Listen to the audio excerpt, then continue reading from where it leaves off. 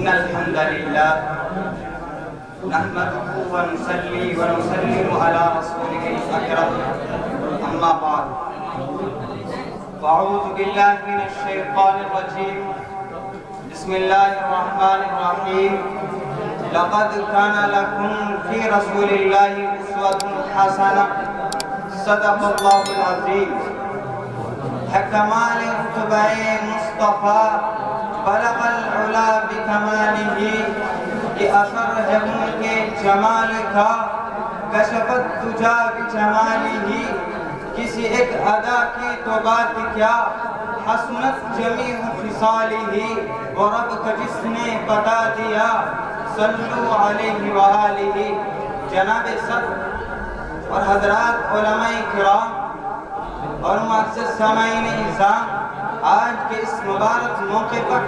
آپ حضرات سے گفتگو کی سعادت حاصل ہو رہی ہے تفصیلات کا موقع نہیں ورنہ سیرت طیبہ کے عنوان پر صحت حاصل گفتگو کرنے کا ارادہ تھا اب چند لمحات میں اختصار کے ساتھ چند گزارشات عرض کر دینا مناسب سمجھتا ہوں جس آیت مقدسہ کی تلاوت کی گئی ہے یا اسی آیت کریمہ کے ضمن میں اور اس کے ارد گرد رہ کر گفتگو کرنے کی کوشش کروں گا کیونکہ یہ آیت مقدسہ سیرت طیبہ اور اس کے تمام پہلوؤں کو جامع اور مجتمع ہے سامعین اعظام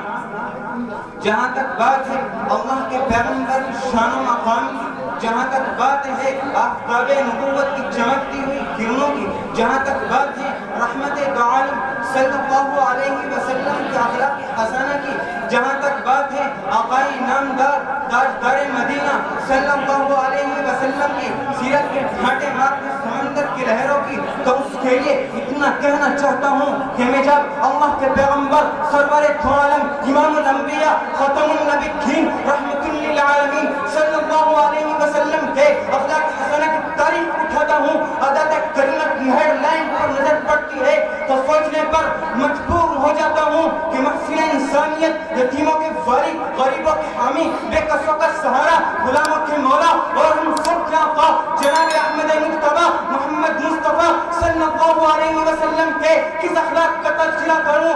قائد کن گلیوں سے کراتا کہ چلوں کہ جس کو سن کر جسم پر کب کبھی چھا جاتی ہے بدن لرز اٹھتا ہے پیر کانپنے لگتے ہیں رونگٹے کھڑے ہو جاتے ہیں عقل حیران اور دل پریشان ہو جاتا ہے کہ جب منعقد منصملہ متصر صلی اللہ علیہ وسلم نے بلد طائف میں وحدانیت خداوندی کا اعلان کیا تو طائف کے لوگوں نے آپ کو ستانا شروع کر دیا جسم پر اتنے پتھر برسائے کہ جس میں پھر خون سے لہولہان ہو گیا آقا کی آنکھوں سے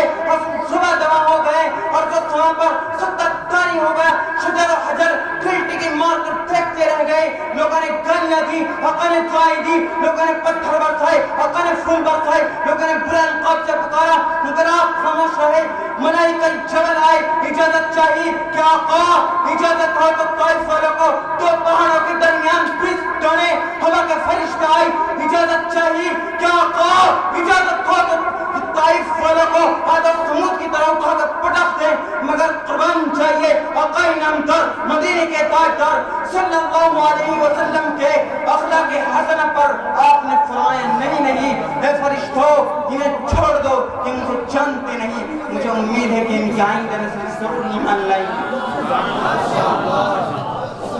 یا محمد عربی صلی اللہ علیہ وسلم کے اخلاق حسنہ کا تذکرہ لا تسریب علیکم اليوم سے کروں دوستو مکہ فتح ہو گیا دشمنان اسلام خوف زدہ ہیں کفار مکہ کاپ رہے ہیں مخالف دار ابو سفیان میں چھپ رہے ہیں آج محمد کا غلبہ ہے آج آقا کے سامنے ابو جہل کا بیٹا اکرمہ بھی کھڑا ہے بڑے بڑے مکار اور گھنٹال بھی موجود ہیں حضرت بلال حبشی رضی اللہ عنہ کو انگاروں پر لٹھانے والوں کا کنبہ بھی موجود ہے سید الانبیاء صلی اللہ علیہ وسلم کے ام محترم حضرت حمزہ رضی اللہ عنہ کے قاتل ہند اور ابو سفیان بھی موجود ہیں آج حضرت حمزہ کے خون کا بدلہ لینے کا پورا موقع ہے آقا چاہیں تو ایک شخص کو گجن موری کی طرح کاٹ دیں آقا چاہیں تمام کے پیروں میں بیڑیاں پہنا دیں آقا چاہیں تلوار کی زور سے کلمہ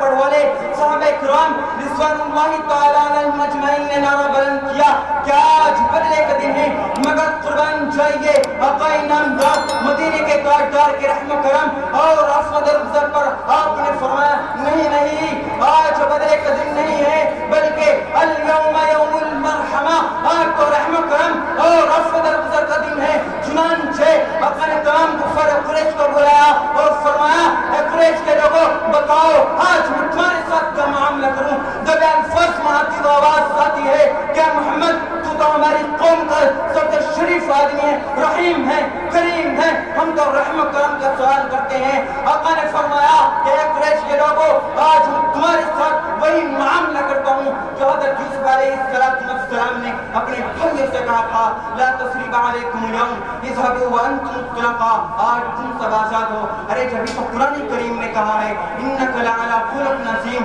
اے میرے پیارے نبی آپ کے جیسا اخلاق والا، آپ کے جیسا کردار والا، آپ جیسا رحیم، آپ جیسا کریم، آپ جیسا شفیق کوئی نہیں ہے۔ کون کہتا ہے کہ اسلام تلوار کے زور سے پھیلا ہے؟ نہیں، ہرگز نہیں۔ میں کہتا ہوں کہ اسلام اخلاق کے پھولوں سے پھیلا ہے۔ میں اس شعر کے ساتھ اپنی بات کو ختم کرتا ہوں۔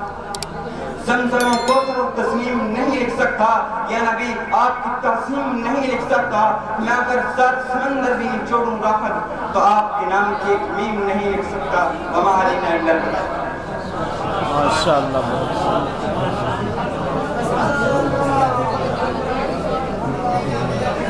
پھول جھڑتے ہیں دمِ گفتار، پھول جھڑتے ہیں دمِ گفتار، تیرے لطف سے علم کے سانچے نکل کے جب تو کلام کرتا ہے۔